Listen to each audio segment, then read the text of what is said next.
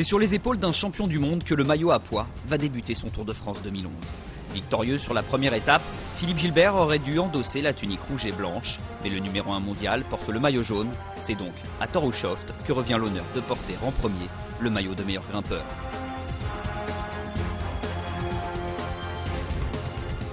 Cadel Evans va en hériter le lendemain, avant que Gilbert ne le retrouve.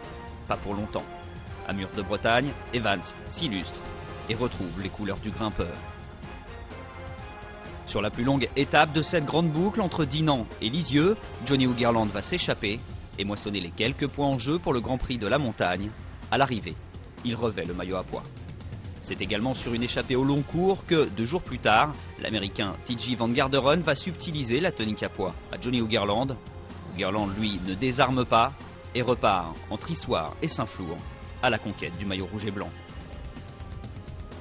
L'histoire aurait pu être tragique, mais finalement le Hollandais portera le maillot à pois 2 jours de plus.